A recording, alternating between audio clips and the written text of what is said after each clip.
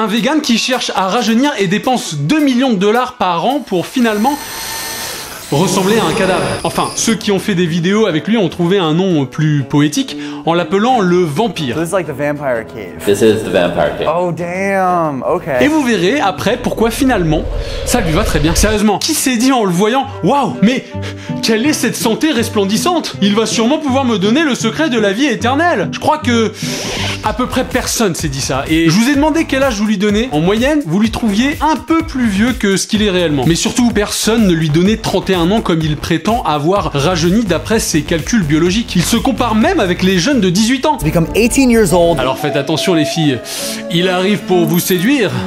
Aujourd'hui, on va voir le quotidien de ce multimillionnaire vegan et comment il pense pouvoir atteindre l'immortalité et pourquoi quasiment tout ce qu'il fait n'a pas de sens, ou en tout cas vous rapproche plus vite de la mort. Alors déjà, avant toute chose, c'est la 3e fois que je vais le dire, mais il est vegan, car d'après lui et la science, ce serait le meilleur moyen de vivre longtemps. Ce serait peut-être intéressant de rappeler que sur les milliards d'êtres humains qui ont connu la vie sur cette terre, aucun n'a jamais vécu plus de 100 ans à bouffer que des graines et des salades. Je ne mange pas de graines! Encore aujourd'hui, tous les centenaires ne sont certes pas des viandards et ne vident pas une bouteille de rouge par repas. Prendre encore plus du galon.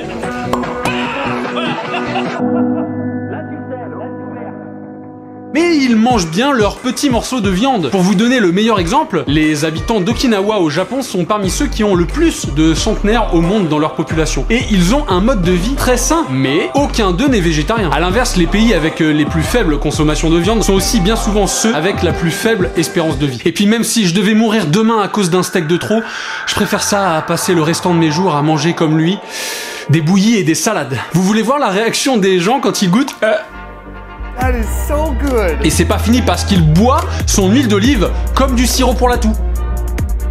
Oh.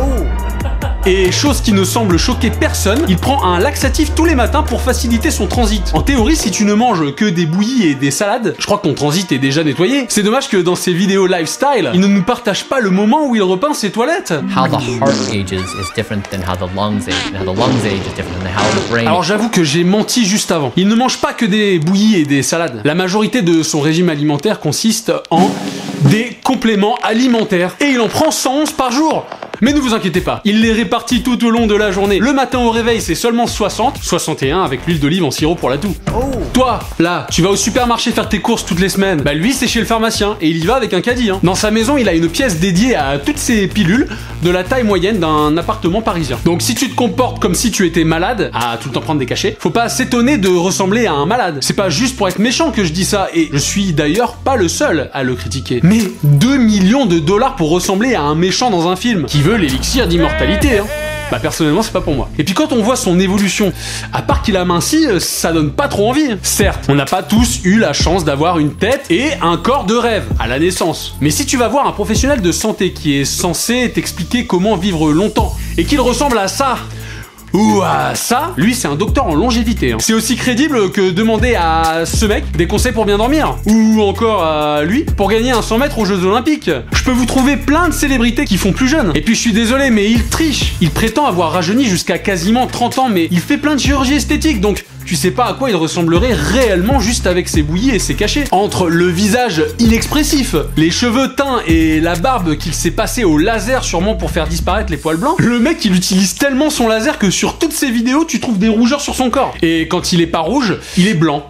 Conséquence logique de sa carence en fer dont il nous parle lui-même. Si t'as une carence en fer alors que tu prends des compléments de fer et que tu t'injectes le sang de ton fils, oui parce qu'il s'injecte le sang de son fils, d'où le terme vampire, tous ces vampires rétrogrades qui consomment le sang directement sur leurs victimes, alors qu'il suffit de se le faire injecter pour que ce soit accepté socialement. Regardez cette photo de famille magnifique du père et du grand-père, aussi qui s'injectent le sang de leur descendance. C'est vraiment inspirant. Et c'est pas le seul truc qu'il s'injecte, parce que si vous pensez qu'il doit sa musculature et son physique sec uniquement à sa diète stricte et à son sport tous les jours, il prend aussi de la testostérone, l'hormone mâle qui fait pousser les muscles. En fait, il y a plus rien de naturel. À la fin, il va se mettre un respirateur pour ne plus avoir à faire l'effort de respirer. Et même si c'est vrai que pour un homme de 46 ans, il affiche une belle musculature, 6% de masse grasse, c'est extrêmement faible et dangereux pour la santé. C'est pour cela d'ailleurs qu'il y a de nombreux bodybuilders qui meurent d'arrêt cardiaque. Trop sec et trop musclé trop longtemps égale mort très très vite. Inverse de longévité. On n'est pas bon sur les objectifs là. Aussi, il refuse de sortir quand il y a du soleil. And in this light, I do for about 15 minutes a day. Quand l'air n'est pas assez pur. Donc il préfère faire du vélo devant un écran. Je sais pas, t'es multimillionnaire, tu pourrais aller n'importe où dans le monde, faire de la randonnée, voir des paysages magnifiques, et par une peur obsessionnelle de la mort, tu préfères t'enfermer chez toi. Parce que s'il y a un truc dont il ne parle pas et qui joue énormément sur la santé, c'est l'importance du contact humain, de l'absence de stress. Après, si c'est ça qui l'inspire, tant mieux. Je peux comprendre l'excitation qu'il a à faire plein d'expériences avec son corps et en plus de nous les partager. Merci beaucoup. Mais nous expliquer à tous que c'est dans cette direction qu'il faut aller pour vivre bien et longtemps pour tout le monde, bah, je trouve ça plutôt effrayant, non? Le gars se brûle la peau quand il a un poil ou une tache. Il se teint les cheveux quand il a un cheveu blanc. Il prend 111 cachets par jour. Il contrôle ses organes avec des machines. Il se pèse tous les jours au 10e de gramme près. Et il compte ses érections pendant son sommeil. Là, j'avoue que j'ai pas trop compris pourquoi, mais... Ok Brian, c'est impossible de ne pas développer des angoisses à penser de cette manière. Tu vis ta vie comme un évitement permanent de la maladie. Donc tu augmentes ton stress et tu défonces ta santé. On dirait qu'il a choisi de vivre éternellement sans vivre vraiment un seul jour de sa vie. Si son but ultime c'est d'optimiser son temps de vie, alors il n'a qu'à se cryogéniser pour l'éternité. Son corps ne prendra pas une ride. Il aura peut-être même plus une vie passionnante qu'aujourd'hui. Et puis imaginez même que tout ceci fonctionne. Qu'il vive jusqu'à 183 ans. Et qu'il ne meure pas d'une maladie mais en se tordant la cheville sur son vélo d'appartement. Tu passerais ta vie à te faire des amis et à enterrer tout le monde. Ce serait plus le vampire en fait, mais le fossoyeur. Tu regardes tes proches mourir, et puis ta femme. D'ailleurs, ce sera quoi les nouvelles normes? Est-ce que ce sera mal vu un homme de 108 ans en pleine forme qui sort en boîte de nuit pour draguer des filles de 20 ans? Ou peut-être que ça passe parce qu'il a pris ses 111 cachets et qu'il a traité au laser sa peau. Est-ce que tu pourras changer d'âge comme certains veulent changer de sexe? En fait, on serait dans un monde d'avatar où on ne cherche plus à s'accepter et à s'améliorer, mais à changer profondément qui nous sommes réellement. Avec d'un côté des gens qui auront à peine les moyens de vivre jusqu'à 60 ans et d'autres qui vivront jusqu'à 250 ans et du coup, pas de place pour les nouvelles générations. On continue de s'accumuler et que le meilleur gagne. Allez, c'est parti. Il va falloir se battre. Brian a déjà pris de l'avance.